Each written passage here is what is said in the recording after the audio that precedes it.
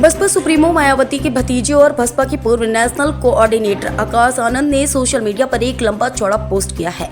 उन्होंने मायावती से अपनी गलतियों को माफ करने की अपील की है और इसके साथ ही उन्होंने कहा कि वह उन्हें पार्टी में एक बार फिर से मौका दे।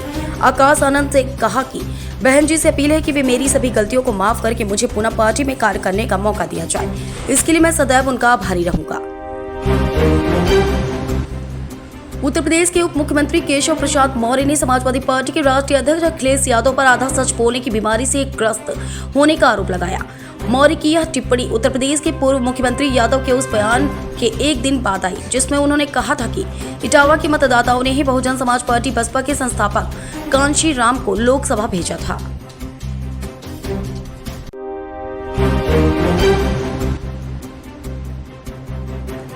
उत्तर प्रदेश के प्रयागराज में दलित युवक की हत्या के मामले में विपक्ष प्रदेश सरकार पर हमलावर है। सपा चीफ पूर्व सीएम अखिलेश यादव ने दलित युवक की हत्या के मामले में सरकार पर बड़ा हमला बोला है। अखिलेश यादव ने एक्स पर लिखा, प्रयागराज में एक प्रभुत्ववादी द्वारा दलित समाज के एक युवक को जिंदा जलाकर मारने का जो जघन्य अपराध हुआ है उसने साबित कर दिया है कि सत्ता का अपने लोगों को दिया अवांछित प्रश्रय और अहंकार अब सरेआम हत्यारे तक करवा रहा है।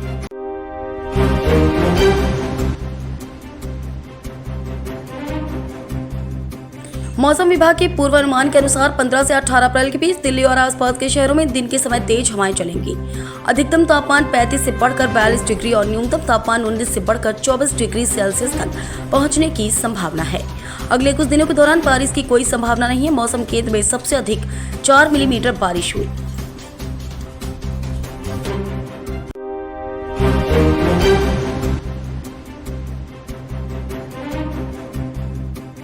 शिवसेना यूबीटी के नेता और विधायक आदित्य ठाकरे ने रविवार को बीजेपी पर जमकर निशाना साधा। उन्होंने कहा कि आज के बीजेपी की मानसिकता महाराष्ट्र पर आक्रमण करने वालों, महाराष्ट्र को लूटने वाले लोगों की तरह है। आदित्य ठाकरे ने कहा, आज आप मुंबई के हाल को देखिए, पुणे को देखिए, छत्रपति संभाजी नगर को देखिए। ऐसा लग रहा है कि मुगल राज चल रहा है और यही मानसिकता वाले लोग छत्रपति शिवाजी महाराज का अपमान करते हैं।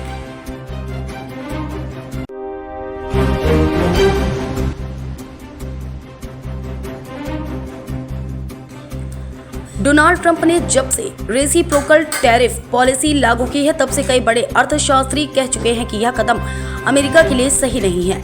अब इन अर्थशास्त्रियों की बात को अमेरिकी नागरिकों पर हुए एक सर्वे ने और बल दे दिया है। इस सर्वे में बताया गया है कि यूएस की अर्थव्यवस्था को लेकर अमेरिकी नागरिक निराशावादी हो गए हैं।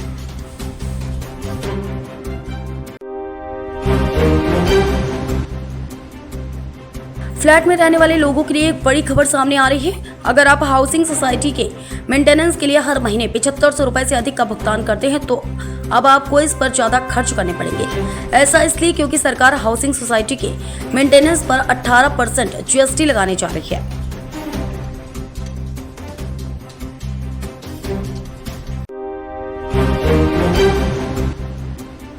डोनाल्ड ट्रंप की नई टैरिफ नीति ने फास्ट फैशन इंडस्ट्री को हिला दिया है। अमेरिका अब चीन से आने वाले $800 से कम के पार्सल पर टैक्स फ्री छूट डी मिनिमाइज एग्जाम्पशन खत्म कर रहा है, जिससे शीन, टेमू और अली एक्सप्रेस जैसे चाइनीज ई कॉमर्स प्लेटफॉर्म्स को भारी नुकसान होगा। 2 मई से इन पार्सल्स पर 120% टैरिफ लगेगा, जिससे सस्ते कपड़ों और घरेलू सामानों की कीमतें बढ़ने वाली हैं।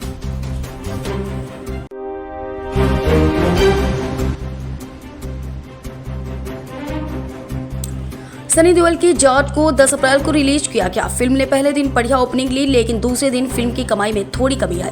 हालांकि फिल्म की कमाई तीसरे दिन फिर से बढ़ी और अपनी ही ओपनिंग डे कलेक्शन से ज्यादा हो गई। आज जाट को सिनेमा हॉल में आए हुए 4 दिन हो चुके हैं और चौथे दिन की कमाई की शुरुआती आंकड़े देखकर लग रहा है कि फिल्म आज सबसे ज्यादा कमाई करेगी।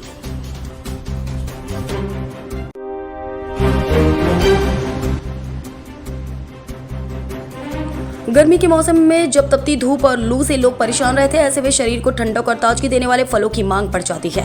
इन्हीं फलों में एक बेहद लोकप्रिय और सेहतमंद फल है खरबूजा।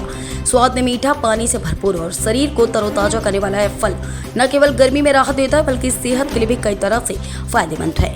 गर्मी में तपती धूप और लू के मौसम में शरीर को ठंडक और ताजगी देने वाले फलों की मांग बढ़ जाती है।